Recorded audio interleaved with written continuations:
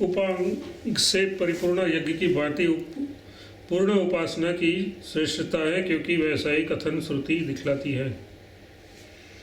व्याख्या: जिस प्रकार यज्ञ के किसी अंश का अनुष्ठान करना और किसी का न करना श्रेष्ठ नहीं है, किंतु सर्वांग पूर्ण अनुष्ठान ही श्रेष्ठ है, उसी प्रकार वैश्वानर विद्या आदि में बताई हुई उपासना का अनुष्ठान भी पूर्ण रूप से करना ही श्रेष्ठ है, उसके एक अंक का नहीं। वैश्वानर विद्या की भांति सभी जगह ये बात समझ लेनी चाहिए, क्योंकि श्रुति ने वैसा ही भाव वैश्वानर विद्या के वर्णन में दिखाया है। राजा अश्वपति ने प्राचीन साल आदि 6 ऋषियों से अलग अलग पूछा कि तुम वैश्वानर की किस प्रकार उपासना करते हो। उन्होंने अपनी अपनी बात कही। राजा ने एक एक करके सबको बताया, तुम अमुक अंग की उपासना करते हो। साथ ही उन्होंने उस एकांग उपासना का साधारण फल बताया और उन सबको भय दिखाते हुए कहा, यदि तुम मेरे पास न आते तो तुम्हारा सिर गिर जाता, तुम अंधे हो जाते इत्यादि। तदनंतर 18वें खंड में ये बताया कि तुम लोग उस वैश्वानर परमात्मा के एक एक अंग की उपासना करते हो, जो इस बात को समझकर आत्मा रूप से इसका उपासना करता है, वह समस्त लोक में, समस्त प्राणियों में और समस्त आत्माओं में अन्न भक्षण करने वाला हो जाता है। इस प्रकार वहाँ पूर्ण उपासना का अधिक फल बताया गया है। इसलिए यही सिद्ध होता है कि एक एक अंग की उपासना की अपेक्षा पूर्ण उपासना श्रेष्ठ है, अतः पूर्ण उपासना का ही अनुष्ठान करना चाहिए। संबंध नाना प्रकार से बताई हुई ब्रह्म विद्या भिन्न भिन्न है कि एक ही है, इस जिज्ञासा पर कहते हैं। शब्द आदि का भेद होने के कारण सब विद्याएं अलग अलग है। व्याख्या: सविद्या भूम विद्या, दहर विद्या, उपकौशल विद्या, सांडिल्य विद्या, वैश्वानर विद्या, आनंदमय विद्या, अक्षर विद्या इत्यादि भिन्न भिन्न नाम और विविध विधि विधान वाले इन विद्याओं में नाम और प्रकार इसका भेद है। किसी प्रकार किसी अधिकारी के लिए एक विद्या उपयुक्त होती है तो अन्य के लिए दूसरी ही उपयुक्त होती है। इसलिए सबका फल एक ब्रह्म की प्राप्ति होने पर भी एक नहीं है, भिन्न भिन्न है। संबंध इन सब के समुच्चय का विधान है या विकल्प का यथार्थ इन सबको मिलाकर अनुष्ठान करना चाहिए या एक एक का अलग अलग। इस जिज्ञासा पर कहते हैं, सब विद्याओं का एक ही फल है, फल में भेद नहीं है, इसलिए अलग अलग अनुष्ठान करना ही उचित है। व्याख्या: जिस प्रकार स्वर्ग आदि की प्राप्ति के साधनभूत जो भिन्न भिन्न यज्ञ याग आदि बताए गए हैं, उनमें से जिसका फल एक है उसका समुच्चन नहीं होता। यजमान अपने इच्छानुसार उसमें से किसी भी एक यज्ञ का अनुष्ठान कर सकता है। इसी प्रकार उपयुक्त विद्याओं का ब्रह्म साक्षात्कार रूप एक ही फल होने के कारण उसके समुच्चय की आवश्यकता नहीं है। साधक उसकी रुचि के अनुसार किसी एक विद्या के अनुसार ही साधन कर सकता है। संबंध: जो सकाम उपासनाएं अलग अलग फल के लिए बताई गई है, उसका अनुष्ठान किस प्रकार करना चाहिए, उस जिज्ञासा पर कहते हैं। सकाम उपासना को अनुष्ठान तो अपनी अपनी कामना के अनुसार समुच्च करके किया करे अथवा समुच्च न करके अलग अलग करे, क्योंकि इनमें पूर्वोक्त हेतु फल की समानता का अभाव है। व्याख्या: सकाम उपासनाओं में सबका एक फल नहीं बताया गया है, भिन्न भिन्न उपासनाओं का भिन्न भिन्न फल कहा गया है। इस प्रकार पूर्वोक्त हेतु न होने के कारण सकाम उपासना का अनुष्ठान अधिकारी अपनी कामना के अनुसार जिस प्रकार आवश्यक समझे कर सकता है। जिस भोगों की कामना हो उनके लिए बताई हुई सब उपासनाओं का समुच्च करके भी कर सकता है और अलग अलग भी कर सकता है, इसमें कोई अड़चन नहीं है। संबंध: अब उद्गीत आदि अंगों में की जाने वाली उपासना के विषय में विचार करने के लिए अगला प्रकरण आरंभ किया जाता है। पहले 4 सूत्रों द्वारा पूर्व पक्ष की स्थापना की जाती है। अंगेषु मतलब भिन्न भिन्न अंगों में की जाने वाली उपासनाओं का यथाश्रय भाव है। यथार्थ जो उपासना जिस अंग के आश्रित है उस अंग के अनुसार ही उस उपासना का भी भाव समझ लेना चाहिए।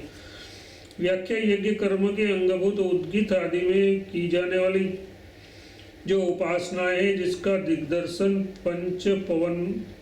पंचपनवे सूत्र में 55वें सूत्र में किया गया है, उनमें से जो उपासना जिस अंग के आश्रित है उस आश्रय के अनुसार ही उसकी व्यवस्था करनी चाहिए। इसलिए यही सिद्ध होता है कि जिस जिस कर्मों के अंगों का समुचित हो सकता है उन अंगों में की जाने वाली उपासना का भी उन कर्मों के साथ समुचित हो सकता है। संबंध इसके सिवा श्रुति के शासन मतलब विधान से भी यही सिद्ध होता है। जिस प्रकार उद्गीत आदि स्रोतों के समुच्च का श्रुति में विधान है, उसी प्रकार उसके आश्रित उपासनाओं के समुच्च का विधान भी उसके साथ ही हो जाता है। इससे भी यही सिद्ध होता है कि कर्मों के अंगों के अनुसार उसके आश्रित रहने वाली उपासनाओं का समुच्च हो सकता है। संबंध प्रकरण से उसी बात को दृढ़ करते ही कर्मों का समाहार बताया गया है, इसलिए उसके आश्रित उपासनाओं का भी समाहार समुचित ही है। व्याख्या उद्गीत उपासना में कहा है कि स्तोत्र गान करने वाला पुरुष होता है। कर्म में जो स्तोत्र संबंधी त्रुटि हो जाती है उसका भी संशोधन कर लेता है।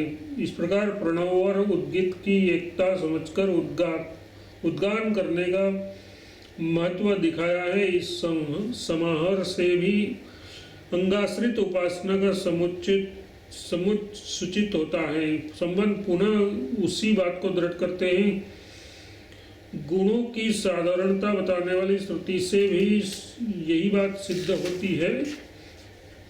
व्याख्या उपासना का गुण जो ओमकार है उसका प्रयोग समान भाव से दिखाया है। जैसे कहा है कि उस ओम अक्षर से ही ये त्रयी विद्या तीनों वेदों से संबंध रखने वाले यज्ञादि कर्म संबंधी विद्या प्रवृत्त होती है। ओम ऐसा कहकर ही आश्रवण कर्म करता है, ओम ऐसा कहकर होता कथन करता है, ओम ऐसा कहकर ही उद्गाता स्तोत्रगान करता है। इसी प्रकार कर्मांग संबंधी गुण जो कि उद्गीत आदि है उसका भी समान भाव से प्रयोग श्रुति में विहित है। इसलिए भी उपासनाओं का उसके आश्रयभूत कर्मांगों के साथ समुचित होना उचित सिद्ध होता है। संबंध इस प्रकार 4 सूत्रों द्वारा पूर्व पक्ष की स्थापना करके अब 2 सूत्रों में उसका उत्तर देकर इस बात की समाप्ति की जाती है।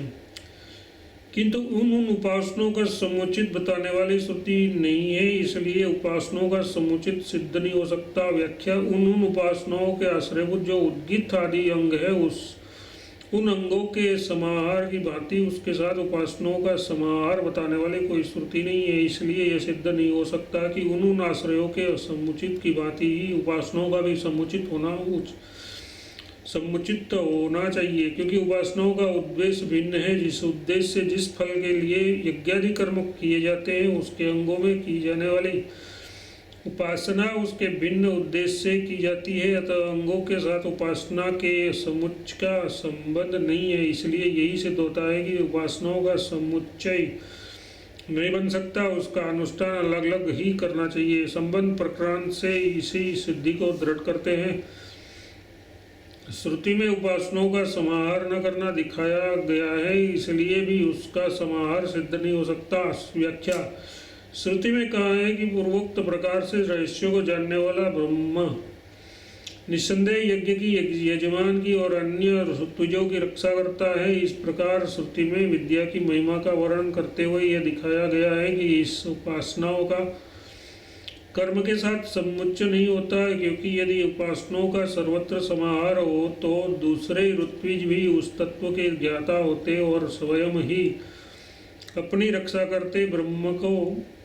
ब्रह्मा को उनकी रक्षा करने की आवश्यकता नहीं पड़ती। इससे यही सिद्ध होता है कि उपासनाएं उसके आश्रयभूत कर्म संबंधी अंगों के अधीन नहीं है, स्वतंत्र है। अतः एवं समुच्चय न करके उसका अनुष्ठान अलग ही करना चाहिए। तीसरा पाठ संपूर्ण।